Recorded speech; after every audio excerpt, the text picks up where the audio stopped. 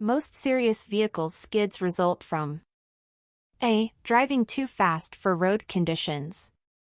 B. Poorly adjusted brakes. C. Bad tires. Answer A. Driving too fast for road conditions. A broken exhaust system is dangerous because A. Exhaust noise will damage the driver's ears. B. Toxic fumes and gases could enter the cab or sleeper berth. C. The leaking exhaust smoke pollutes the air. Answer B. Toxic fumes and gases could enter the cab or sleeper berth. You're driving a new truck with a manual transmission. What gear will you probably have to use to take a long, steep downhill grade? A. Higher gear than you would use to climb the hill. B. The same gear you would use to climb the hill. C. A lower gear than you would use to climb the hill. Answer C. A lower gear than you would use to climb the hill. There are two things a driver can do to prevent a rollover. They are 1. Go slow around turns, and 2. A. Make sure that the brakes are properly balanced. B. Keep the cargo as close to the ground as possible. C. Keep both hands firmly on the steering wheel. Answer B. Keep the cargo as close to the ground as possible. Which of these can cause a fire? A. Underinflated tires. B. Loose fuel connections. C. All of the above. Answer C. All of the above.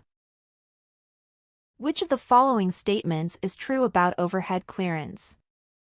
A. Posted signs for overhead clearance are always correct. B. Paving a road does not affect the clearance height under bridges or overpasses. C. Cargo weight may change the height of your vehicle. Answer C. Cargo weight may change the height of your vehicle. If you're driving a slow-moving vehicle on a 2-lane highway, you must pull off at the first safe turnout if the number of vehicles behind you is A. 5 or more. B. 3 or more. C. 7 or more. Answer A. 5 or more. Rust around a lug nut indicates A. No danger is present, the wheel needs cleaning. B. A loose lug nut. C. The lug nut needs to be replaced. Answer B. A loose lug nut. If you are stopped on a one-way or divided highway, you should place reflective triangles at A. 10 feet, 100 feet, and 200 feet toward approaching traffic.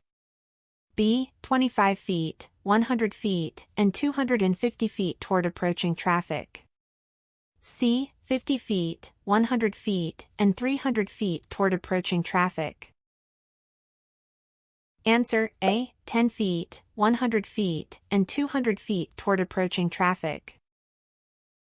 The term gross combination weight refers to A. Total weight of a powered unit and the trailer.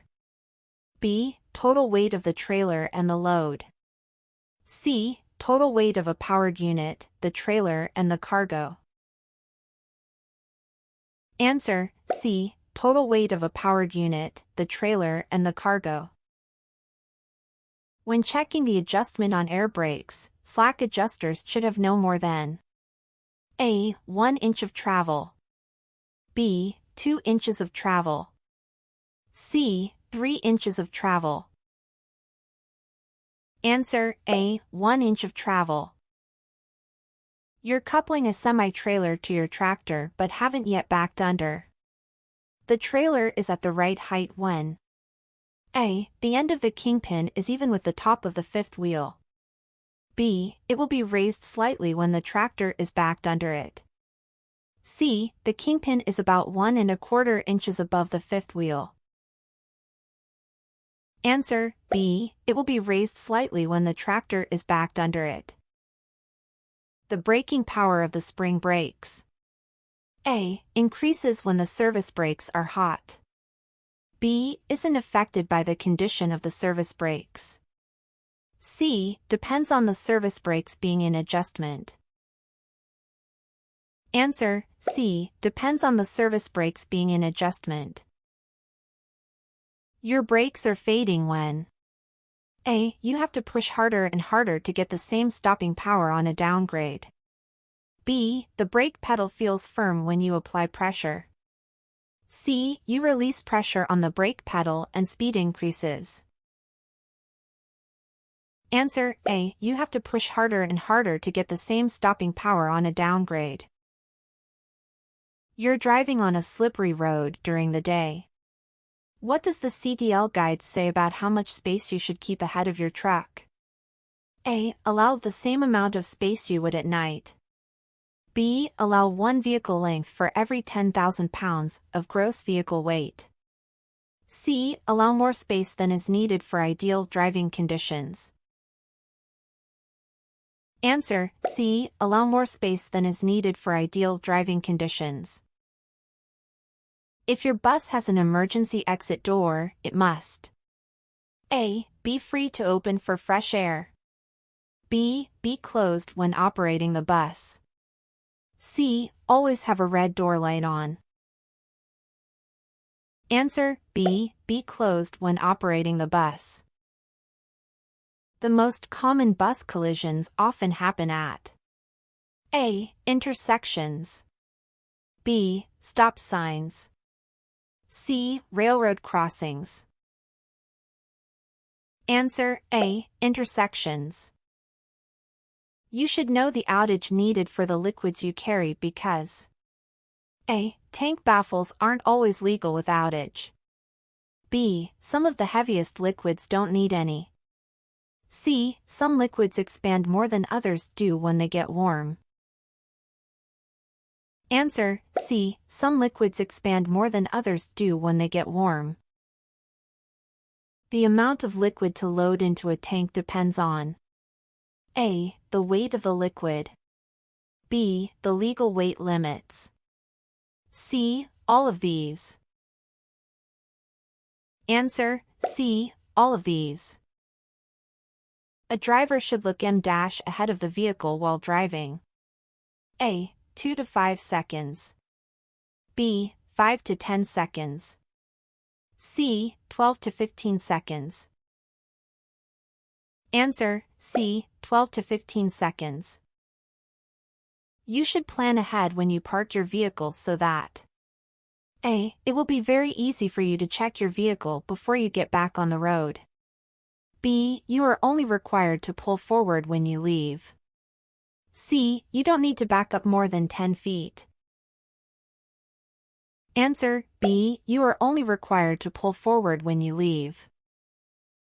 Empty trucks. A. Need less space ahead than full ones. B. Require greater stopping distance than full ones. C. Have better traction when stopping than full ones. Answer: B. Require greater stopping distance than full ones. When a heavy fog occurs, you should A. Use high beams for best visibility. B. Park off to the right side of the road with your parking lights on. C. Park at a rest area or truck stop until the fog has lifted. Answer: C. Park at a rest area or truck stop until the fog has lifted. When the wheels of a trailer lock up, the trailer will tend to swing around. This is more likely to happen when the trailer is A. Empty or lightly loaded. B. Fully loaded or very heavy. C. Out of brake adjustment. Answer: A. Empty or lightly loaded. Which of these items is checked in a pre-trip inspection? A. Cargo securement.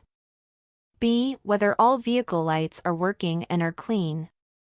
C. Both of the above. Answer: C. Both of the above.